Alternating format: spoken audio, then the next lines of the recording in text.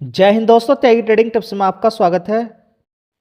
दोस्तों, इस वीडियो के अंदर हम बात करने वाले हैं मार्केट की गिरावट के कौन कौन से कारण हैं, उसके बारे में आपको मालूम होना चाहिए। सरकार ने क्या यहाँ पर जवाब दिया है अमेरिका को, और ये कितने स्टेबल है उसके बारे में मालूम होना चाहिए। देखिए, खबरें तो देखने को मिलती रहेंगी, कितनी टिकाऊ हैं उसके बारे में आपको मालूम होना चाहिए। साथ ही पिछले 5 महीने यानी कि सितंबर से एक शेयर लगातार गिर रहा था, मजबूत शेयर है। मार्केट बंद होने के बाद Q3 के रिजल्ट आए, उसके बारे में बात करें। चलिए, सबसे पहला जो आपके लिए डरावना माहौल बन गया है, देखिए गिरावट। सबसे पहले तो आप ये देखें कि इंडिया के अंदर ऐसा कुछ नहीं कि बम ब्लास्ट हो गया है या कुछ बड़ी दिक्कत परेशानी हो गई है, सब कुछ खत्म होने वाला। इंडिया के अंदर ऐसा कुछ नहीं है, समझ बात आई। इंडिया के अंदर सब कुछ ठीक है। हाँ, दिक्कत क्या है वो मैं आपके साथ शेयर कर देता हूँ। क्या दिक्कत हुई है, लोग क्यों डरे, किस वजह से माल बेचना शुरू कर दिया। देखिए, 2 दिन के अंदर जो बड़ी गिरावट है उसके पीछे का कारण आप समझे। पहले तो उसके पीछे का कारण और कुछ नहीं है कि 500% का टैरिफ। ठीक है, एक रीजन और निकल कर यहां पर आया था। क्या इंडिया के अंदर सरकार, देखिए वो भी एक रिपोर्ट के थ्रू खबर थी कि चाइना को जो पहले 2020 के अंदर मना किया हुआ था कि इंडिया के अंदर कोई बड़ा कॉन्ट्रैक्ट नहीं मिलेगा सरकारी, अब वो रिपोर्ट के थ्रू खबर देखने को मिल रही है, अलग अलग राउटर्स के थ्रू, कि सरकार के आने वाले टाइम में उनको भी यहाँ पर इनविटेशन देने वाली है कि आइए यहाँ पर आके कॉन्ट्रैक्ट लीजिए। उसकी वजह से भी गिरावट देखने को मिली है। लेकिन सबसे बड़ा वो रीजन नहीं है। सबसे बड़ा रीजन यहाँ पर ये है कि ज़बरदस्ती ट्रंप लिपट रहा है, ज़बरदस्ती प्रेशर दे रहा है, ग्लोबली प्रेशर देने की कोशिश की जा रही है क्रूड की सप्लाई को लेकर। क्या कि बोला कि हाँ, रसिया से तेल मत लीजिए, रसिया से तेल मत लीजिए।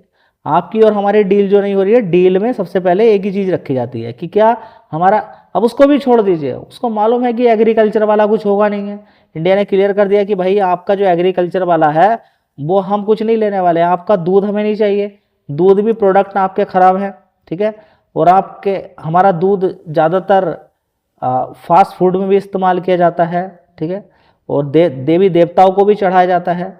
तो आप अपने दूध जिन भैंसों से आप लेते हैं उनको पता नहीं क्या क्या चीज़ें खिलाते हैं आप। ठीक है, मक्का की भी बात करें तो उसके अंदर ही पता नहीं किस किस क्या क्या चीज़ें मिलाई जाती है। ठीक है, फिलहाल वहाँ पर मना कर दिया है। ये नहीं कि क्या चीज़ मिलाया जाता है, इंडिया ने क्लियर कर दिया है कि भाई हम आपका एग्रीकल्चर से रिलेटेड हम नहीं लेने वाले, क्योंकि इंडिया के अंदर हमारे किसान बड़ी दिक्कत में चले जाएंगे। जो हमारा बेस है, नींव है, हम उसको नहीं तोड़ सकते हैं, उसको हम सपोर्ट करते हैं, तोड़ नहीं सकते उसके। तो एग्रीकल्चर से बात हम नहीं करेंगे, और जो भी है उसके लिए हम तैयार हैं। तो वो वहाँ पर भी चिड़ा हुआ है। ठीक है, बोला 500% का टैरिफ लगा दूंगा, और ये डील पूरी हो जाती इंडिया के साथ। एक ये भी बड़ा रीजन निकल कर आया, 500% के टैरिफ की तो बात चल रही है यहाँ पर, उसकी वजह से मार्केट गिरा हुआ है। एक डील को भी कैंसिल लगभग यहाँ पर कर दिया है। ठीक है, डील तो कैंसिल ही मानेगा जब 500% के टैरिफ की बात चल रही है। तो डील के लिए क्या, कैंसिलेशन के लिए बोला है कि डील बिल्कुल पूरी हो चुकी थी, डील बिल्कुल पूरी हो चुकी थी। जो वहां के, अगर बात करें तो वहां के द्वारा जो बोला गया है, ट्रंप के द्वारा जो बोला गया है कि डील बिल्कुल पूरी कंप्लीट हो चुकी थी। तो दोस्तों, ट्रंप की टीम कह रही है कि डील तो पूरी कंप्लीट होने वाली थी, बस एक फोन कॉल चाहिए था कि मोदी जी ट्रंप को फोन कर देते और बोल देते कि भाई डील कर दीजिए, मैं भी कह रहा हूँ कर दीजिए, नहीं तो हम बर्बाद हो जाएंगे। ये लोग ये चाहते हैं कि मोदी जी फ़ोन करें और ये बोलें कि भाई कर लो, नहीं तो हम बर्बाद हो जाएंगे। ठीक है, देखिए ऐसा कुछ नहीं है। यहाँ पर सरकार ने, इंडिया ने भी बिल्कुल क्लियर कर दिया है कि भाई जो आप यहाँ पर बोल रहे हो ना, पूरे दुनिया के अंदर जो हंगामा मचा के आपने रखा हुआ है कि हम 500% का टैरिफ लगाएंगे, अमेरिका के बिल के अंदर ये सारी चीज़ें हो चुकी हैं। हमारी सरकार ने इसका भी मुंह तोड़ जवाब दिया है कि 8 बार ट्रंप की और मोदी की बात हो चुकी है। ये फालतू का सोशल मीडिया पे दिखावा मत कीजिए कि मोदी ने फ़ोन नहीं किया तो इसलिए डील अटक गई है। दिमाग कुछ और ही चल रहा है, ट्रंप के दिमाग कुछ और ही चल रहा है। ट्रंप यहाँ पर प्रेशर देने की कोशिश कर रहा है कि हाँ, प्रेशर में आए, बस ऐसे ही दबाव में आए, बस ऐसे ही दबाव में आए, गिड़गिड़ाएं, मजबूरी दिखाएं। ठीक है, देखिए ये भी एक इंडिपेंडेंट होना बहुत ज़्यादा ज़रूरी है। ऐसी सिचुएशन कभी भी आ सकती है और सिचुएशन फेस करना चाहिए।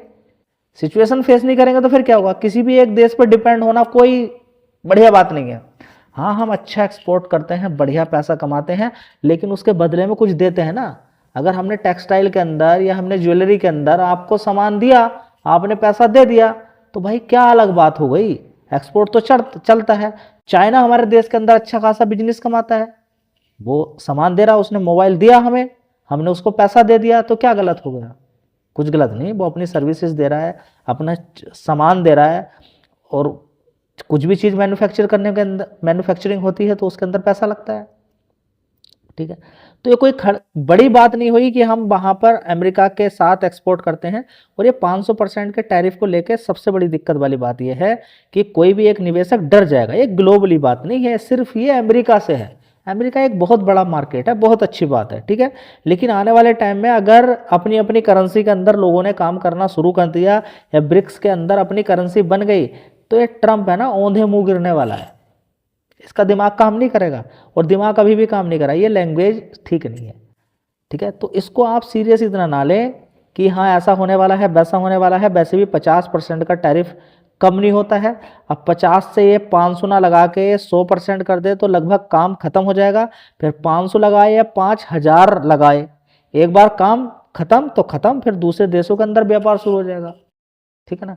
फिर काम खत्म, अमेरिका का कोई लेना देना नहीं है। और दूसरी बात, अगर हम रसिया से तेल ले रहे हैं तो अमेरिका सिर्फ 500% का टैरिफ लगा सकता है, और इससे कुछ लेना देना नहीं है। इस बात को आप समझे कि अमेरिका 500% का टैरिफ लगा रहा है कि हम यहां पर एक्सपोर्ट कर रहे हैं। इसका मतलब ये नहीं कि हम तेल रसिया से ले रहे हैं और रसिया से तेल लेने के बाद हम कहीं दूसरे कंट्री के अंदर एक्सपोर्ट कर रहे हैं तो हमें वहां पर भी 50% का टैरिफ लग रहा है। नहीं, ऐसा कुछ नहीं, बस सिर्फ अमेरिका के साथ। अमेरिका यहाँ पर चिड़ा हुआ है, वो कोशिश कर रहा है कि हम उससे तेल लें, रसिया से तेल कम ले, रसिया की इकोनॉमी डूब जाएगी, रसिया बर्बाद हो जाएगा, तो फिर मैं सुपर पावर रहूंगा। नहीं तो उसके पास भी उससे ज्यादा परमाणु बम किसके पास है? रसिया के पास है। रसिया के पास अमेरिका से ज्यादा परमाणु बम है। 50 बार सोचता है। हल्की फुल्की इधर उधर की बात हो गई, ठीक है, लेकिन वो उस तरह की लड़ाई आपस में एक दूसरे से नहीं, मतलब लड़ाई करते रहेंगे, एक दूसरे का नुकसान करेंगे, लेकिन किसी दूसरे के सहारे, अपने से नहीं, ठीक है। अब इंडिया तेल ना ले तो अमेरिका किसका नुकसान कर रहा है? रशिया। समझ बात आ रही है? तो ये बात को आप समझेंगे पहले। तो दोस्तों, एक यहां पर चिड़ा हुआ क्यों है, यहां पर अगर देखेंगे ट्रंप चिड़ा हुआ क्यों है। ट्रंप का हम सपोर्ट करें हर जगह, क्या वो बोले तेल नहीं लेना? नहीं। यूक्रेन, अगर हम इसका और सपोर्ट करते हैं तो वो यही बोलता है कि यूक्रेन को हथियार दीजिए। समझ बात आई? जैसे पूरे यूरोप को परेशान करके रखा ना, उनका बजट जो डिफेंस बजट था उसको और बढ़ा दिया, ठीक है। लोगों के दिक्कतें, आर्थिक दिक्कत होनी शुरू हो गई है, ठीक है। ये बात हुई, सारी क्लियर हुई। यहाँ पर दूसरा क्या यहाँ पर है कि इंडिया पाकिस्तान का जो युद्ध हुआ था, हमने क्लियर कर दिया कि ये हमने आपस में बात करके ही इसको खत्म किया है। ट्रंप ने बोला कि मैंने रुकवाया, तो ट्रंप को क्या चाहिए कि हाँ मैं हूं पावरफुल, मेरी चापलूसी करें और सारे लोग ऐसे करें। इंडिया करने के लिए तैयार नहीं है, तो ये मान लीजिए कि इंडिया को पनिशमेंट देने की कोशिश करा। इसका बस चले तो पता नहीं क्या कर दे। ये चाइना इंडिया को कुछ कर नहीं सकता, ना रशिया को कुछ कर सकता, लेकिन इसका मन बड़ा है करने का, इसका मन बहुत है। तो जिस तरीके से ट्रंप का दिमाग है, वो मैनिपुलेट करता है। अब इसने करना भी शुरू कर दिया, वेनेजुएला के राष्ट्रपति को अपने अंडर में कर लिया, कब्जा कर लिया, कैद कर लिया है, ठीक है। रशिया वेनेजुएला का तेल हड़पने के लिए, क्योंकि उसके पास कोई ऑप्शन भी नहीं ना। अब जब इंडिया को तेल नहीं लेने दे रहा तो यूरोप के अंदर तेल जाएगा नहीं। समझ बात आ रही है? तो ट्रंप बाबूजी कह रहे हैं क्या कि कोई बात नहीं, मैं करता हूं कब्जा। अब उधर उलझ जाएगा, क्योंकि उधर देखिए भगवान तो यहाँ पर देखता है ना। यूक्रेन को बर्बाद करने में 100% किसका योगदान है? अमेरिका का। नहीं तो वहां पर हो सकता था भाई अटैक उटैक मत कीजिए, किसी तरह की कोई लड़ाई नहीं करनी है, हम इनको नहीं ले रहे हैं और हम इनको सिक्योरिटी दे रहे हैं, आपस में लड़ाई नहीं करनी है। बस ये थी कि भाई हम इनको नेटो के अंदर नहीं ले रहे हैं, लेकिन ये है कि आप इन पर अटैक नहीं करने के। रशिया बोल देता ठीक है भाई अटैक नहीं करने, काम खत्म वहीं पर हो जाना था, लेकिन नहीं, मोहरा बनाना था। लेकिन ये सारी बातें हर कोई जानता है, लेकिन पंगा कौन ले, ठीक है। ग्रीनलैंड को भी हड़पने की बात चल रही है यहाँ पर। चलिए रिजल्ट्स यहाँ पर देख लेते हैं। कुछ कारण है, ये ऑलरेडी आपको मालूम है, एक बार मैंने रिपीट कर दिया ताकि आपके माइंड में हो जाए।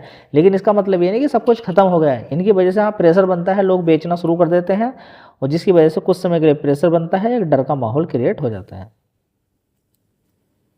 दोस्तों यहाँ पर हम बात करने वाले हैं Q3 के रिजल्ट्स आए हैं डी मार्ट के मार्केट बंद होने के बाद, यानी कि आज आए हैं। मार्केट आज बंद है, 10 तारीख है, मार्केट बंद है। तो हम यहाँ पर सबसे पहले देख लेते हैं 6 महीने का चार्ट पैटर्न। तो आपको एक ही चीज़ देखने को मिलेगी कि सितंबर 4,775 रुपये से गिरते गिरते गिरते गिरते नीचे आया, नीचे से थोड़ी तेजी बनी 3,600 से। तो एक महीने का चार्ट पैटर्न देख लेते हैं, यहाँ 5 दिन का चार्ट पैटर्न। तो 5 दिन में शेयर ने कुछ अच्छा खासा उछाल दिखाया है और ये उछाल कितना मारा था इसने, यहाँ पर हम देखेंगे 6%। उसके बाद फिर थोड़ी सी गिरावट है, तो 4% की 5% की तो तेज़ी बन गई है, यानी कि एक इंडिकेटर तो मिल गया कि रिजल्ट्स थोड़े से ठीक होंगे। ठीक है, तो रिजल्ट्स कैसे हैं उसको भी देख लेते हैं। तो सबसे पहले मैं आपको क्लियर कर देता हूं कि नेट प्रॉफिट को हम देख लेते हैं। तो यहाँ पर कंसोलिडेटेड हम बताएंगे पहले, 856 करोड़ का प्रॉफिट देखने को मिला है। पिछले क्वार्टर में कितना था, 685 करोड़ का। एक साल पहले दिसंबर क्वार्टर में कितना था, 724 करोड़ का। ठीक है, तो 724 करोड़ से भी ज़्यादा है और 685 करोड़ से भी ज़्यादा है।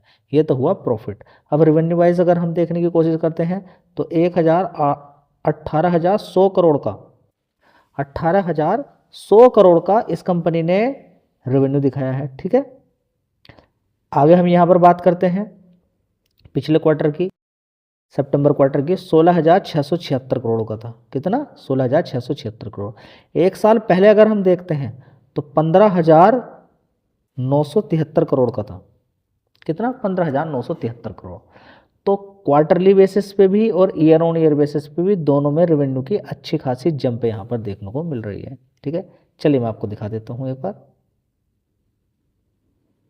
तो दोस्तों देख लीजिए यहाँ पर डीमार्ट के अंदर यहाँ पर रिजल्ट्स और डीमार्ट के अंदर Q3 के रिजल्ट्स, और यहाँ पर देखेंगे नेट प्रॉफिट के अंदर 18.34% ईयर ऑन ईयर बेसिस पे 856 करोड़ का प्रॉफिट दिखाया है। ये कंसोलिडेटेड का है। अगर आप स्टैंड लोन की अगर बात करते हैं तो स्टैंड लोन में तो सीधा सीधा सबसे पहले कंसोलिडेटेड देख लीजिए, यहाँ पर 856 करोड़। यहाँ पर देखिए, यहाँ पर देखिए कंसोलिडेटेड है। और पिछले एक साल पहले की अगर बात करते हैं 724 करोड़ का था। यहाँ पर अगर देखें स्टैंड लोन देखेंगे 17.6% का जंप है, 923 करोड़ का प्रॉफिट कंपनी ने दिखाया है और एक साल पहले 784 करोड़ का था। दोनों यहाँ पर क्लियर कर दिए आपको। तो अच्छा खासा जंप रेवेन्यू और नेट प्रॉफिट के अंदर, दोनों के अंदर यहाँ पर देखने को मिला है।